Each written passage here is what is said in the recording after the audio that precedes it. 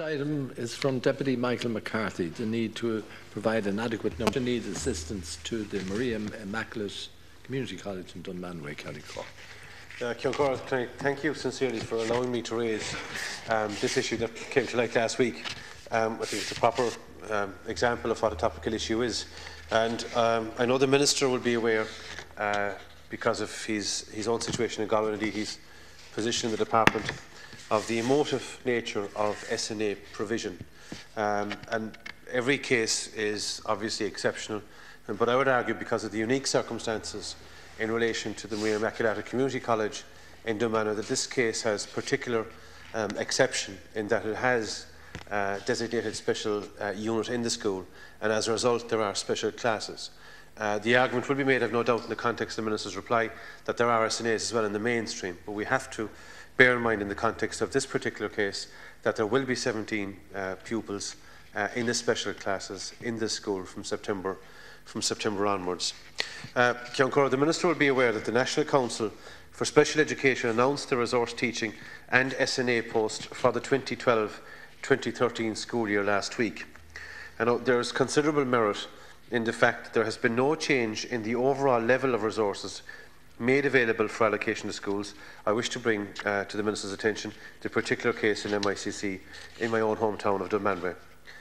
Last week, the college was informed that they are to lose 4 SNAs this September. They currently have 15. That's going down to 11. Now, this move is disturbing and is very distressing for the parents of children in the special classes. And again, Minister, this is a particular exceptional case, in my view.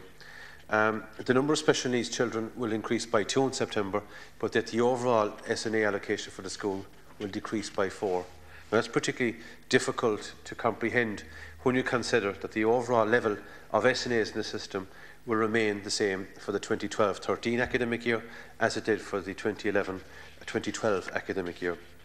MICC is home to a designated special needs unit, and it is growing by 2, and that makes it one of the biggest groups of its kind in the Munster region. The disabilities in the unit are complex and wide-ranging. Some pupils have incontinence issues, sensory difficulties, and need assistance in basic living skills such as eating or going to the bathroom. The prospect of having to share various SNAs throughout the day is simply untenable for certain pupils because their needs are so multifaceted. I've been in very regular contact with parents and teaching staff in MICC since news of the SNA reduction first reached them last week. What has clearly been communicated to me is that for all of these pupils, stability and consistency in terms of the support they receive is absolutely key. Nurturing and developing stable and consistent relationships between pupils and their SNAs can take years, as it does take time for pupils to settle into a routine, to adapt to a system, to get used to an SNA. But this is set to be undermined as many pupils will not now move from having their own SNA to merely having access to an SNA. There's also a tangible fear among parents that CNOs, our overriding psychologists, and disregarding psychological assessment reports which recommend a certain level of SNA provision for a child. Now, they are particularly worried about the ruling that psychologists are not to make specific recommendations.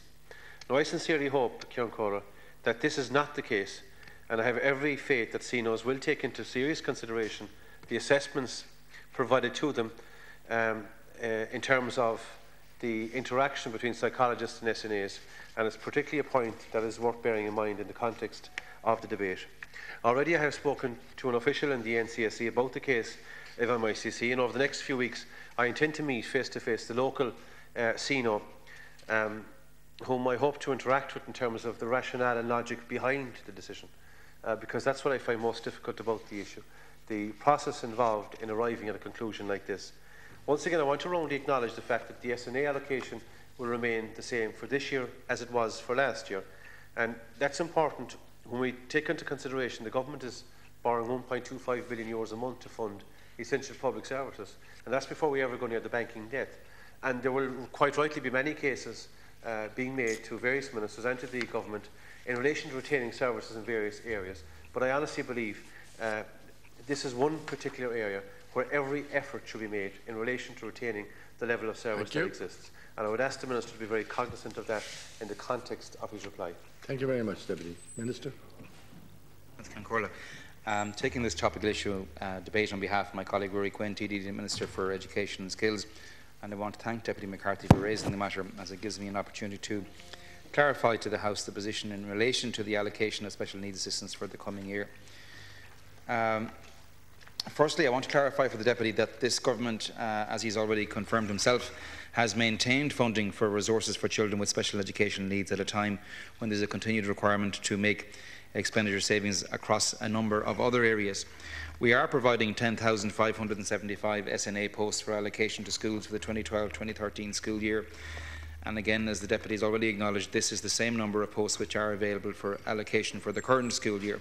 There has been no reduction in the overall number of SNA posts available in the coming school year. And it's considered that with prudent management of these resources, there will be sufficient posts to provide access to SNA support for all children who require such care support to attend school in accordance with my department's criteria. The National Council for Special Education, the NCSE, is responsible through its network of local special educational needs organisers, or CNOs, for allocating special needs assistance to schools to support children with special educational needs. The NCSE operates within my department's criteria in allocating such support, which now includes a requirement for them to have regard to the overall cap on numbers. Schools had been advised to make applications to the NCSE for SNA support for the 2012-2013 school year by the 16th of March this year, and are currently being notified of their allocation for the 2012-2013 school year based on the number of valid applications received and the extent of the care needs of qualifying children. In determining the level of SNA support allocated to a school, the NCSE takes into account the individual care needs of all qualifying children, the supports freed up due to any school leavers, and the identified care needs of newly enrolled children with special educational needs.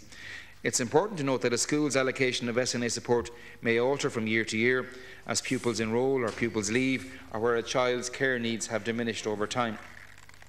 As there have been no reductions in the overall number of SNAs available for allocation in the coming school year, no school will lose SNAs because of cuts. Therefore, any changes to the allocation of SNAs to a school will arise because either the number of qualifying children has changed due to pupils enrolling in or leaving a school, or because the assessed needs of the qualifying children have changed, for example, where some pupils may have developed increased independence. In a small number of cases, some schools may have had surplus SNAs which were not removed when children left school or needs changed. In such cases, the NCSE will adjust the allocation to the schools to reflect the actual needs of the children enrolled.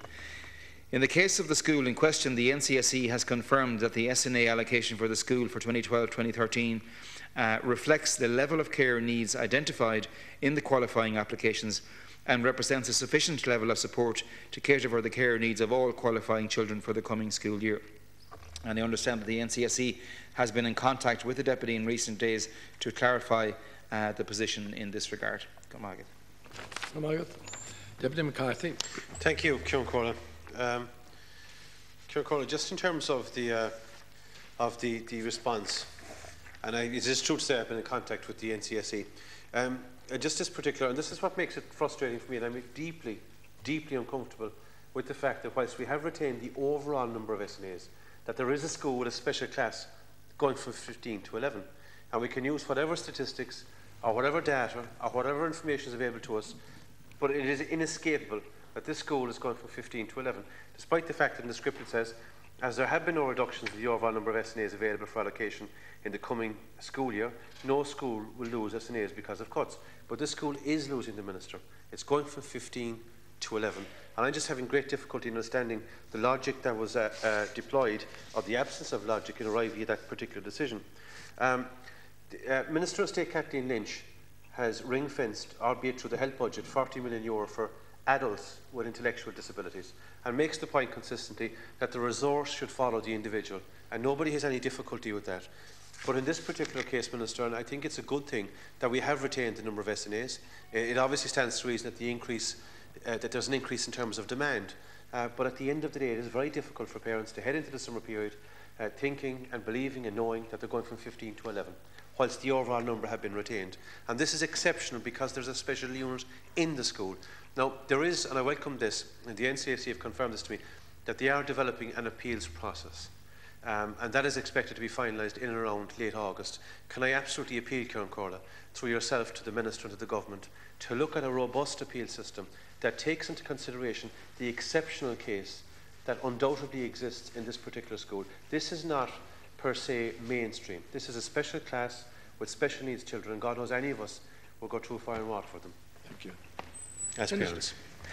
I just want to, and perhaps I apologise if it wasn't made clear in my reply, but to reiterate the point once again that there will be no SNAs lost due to any budgetary cuts. We are remaining and retaining the same SNA provision as we have done in previous years. So if there is any change in any school in terms of allocating SNAs, it is to do with the evolving care needs of the body of children within that school. For example, children may have diminishing care needs over time. Some children will leave the school at the end of each school year, as happens, and the pupil population of a school may change over time. In fact, I would be aware of a number of parents who would be quite, I suppose, enthused or happy about the fact that their child no longer needs an SNA in a school setting. And that sort of evolution and assessment of the services is ongoing all the time to ensure that the children who genuinely need SNA support are getting it, and those that don't, and who have evolved or grown to a place where they don't need that kind of SNA support, won't require it. So we can allocate the resources to wherever they're so badly needed.